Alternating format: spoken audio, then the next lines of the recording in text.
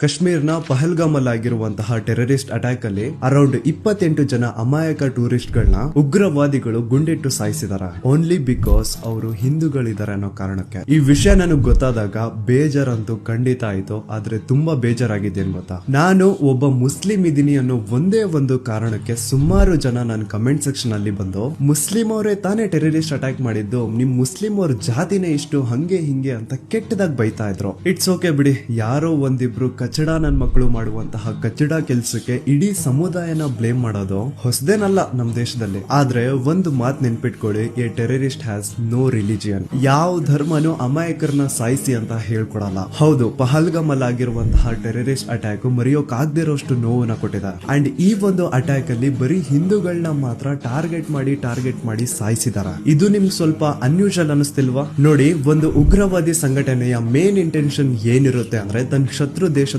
ಒಳಗಡೆ ಗಲಭೆನ ಸೃಷ್ಟಿ ಮಾಡಬೇಕು. ಸೊ ಇಲ್ಲಿ ಉಗ್ರವಾದಿಗಳು ಅಬ್ಸರ್ವ್ ಮಾಡಿದ್ದಾರೆ, ನಮ್ ದೇಶದಲ್ಲಿ ಜನ ಭಾಷೆಗಳ ಮೇಲೆ ಕಿತ್ತಾಡೋದು, ಧರ್ಮಗಳನ್ನ ಇಟ್ಕೊಂಡು ಕಿತ್ತಾಡೋದು ಎಲ್ಲದನ್ನು ಅಬ್ಸರ್ವ್ ಮಾಡಿ ನಂತರ ಪ್ಲಾನ್ ಮಾಡ್ಕೊಂಡು ಮೊನ್ನೆ ಪಹಲ್ಗಾಮ್ ಅಲ್ಲಿ ಕೇವಲ ಹಿಂದೂಗಳನ್ನೇ ಟಾರ್ಗೆಟ್ ಮಾಡಿ ಸಾಯಿಸಿದಾರ. ಇಲ್ಲಿ ನಿಮ್ಗೆ ಇನ್ನೊಂದು ವಿಷಯ ಗೊತ್ತಿರ್ಲಿ, ಆ ಉಗ್ರವಾದಿಗಳು ಹಿಂದೂಸ್ನ ಟಾರ್ಗೆಟ್ ಮಾಡಿ ಸಾಯಿಸ್ತಾ ಇರಬೇಕಾದ್ರೆ ಅವ್ರನ್ನ ತಡೆಯೋ ಧೈರ್ಯ ಮಾಡಿದ್ದು ಮೊದಲನೇ ವ್ಯಕ್ತಿ ಸೈಯದ್ ಆದಿಲ್ ಹುಸೇನ್, ಒಬ್ಬ ಮುಸ್ಲಿಂ ಯುವಕ. ಹಿಂದೂ ವಿಕ್ಟಿಮ್ಸ್ ನ ಕಾಪಾಡೋದಕ್ಕೆ ಹೋಗಿ ಒಬ್ಬ ಮುಸ್ಲಿಂ ಹುಡುಗ ತನ್ನ ಪ್ರಾಣನೇ ಕಳ್ಕೊಂಡಿದ್ದಾನೆ. ಆದ್ರೆ ಬರೀ ಹಿಂದೂ ಮುಸ್ಲಿಂ ಅಂತ ದ್ವೇಷ ಹುಟ್ಟಿಸೋ ನ್ಯೂಸ್ ಚಾನೆಲ್ ಗಳಲ್ಲಿ ಈ ಮುಸ್ಲಿಂ ಹುಡುಗ ಕೊಟ್ಟಂತಹ ಕೊಡುಗೆ ಬಗ್ಗೆ ಮಾತೇ ಇಲ್ಲ. ಅಟ್ಯಾಕ್ ಆದ ನಂತರ ಮಾನಸಿಕವಾಗಿ ಹಾಗೂ ದೈಹಿಕವಾಗಿ ನೊಂದಿರುವಂತವ್ರನ್ನ ಮೊದಲು ಆರ್ಮಿ ಅವರು ಬಂದು ರೆಸ್ಕ್ಯೂ ಮಾಡ್ಬೇಕಿತ್ತು. ಆದ್ರೆ ಅಲ್ಲಿ ಮೊದಲು ರೆಸ್ಕ್ಯೂ ಮಾಡ್ಲಿಕ್ಕೆ ಬಂದವ್ರೆ ಮುಸ್ಲಿಂ ಅವರು. 3 ಜನ ಮುಸ್ಲಿಮ್ಸ್ ಬಿಸ್ಮಿಲ್ಲಾ ಅಂತ ಹೇಳ್ತಾ ನಮ್ಮನ್ನ ಸೇಫ್ ಆಗಿ ಕೆಳಗೆ ಕರ್ಕೊಂಡ್ ಬಂದ್ರು ಅವರೇ. ಒಂದು ವಿಷಯ ನೀಟಾಗಿ ಅರ್ಥ ಮಾಡ್ಕೊಳ್ಳಿ, ನಾವು ಹಿಂದೂ ಮುಸ್ಲಿಂ ಅಂತ ಕಿತ್ತಾಡ್ಕೊಂಡು ಒಬ್ಬರನ್ನ ಒಬ್ರು ಬ್ಲೇಮ್ ಮಾಡ್ಕೊಂಡಿದ್ರೆ ಅದರಿಂದ ಇನ್ನಷ್ಟು ಪ್ರಾಣ ಹಾನಿಗಳಾಗ್ತವೆ ಹೊರತು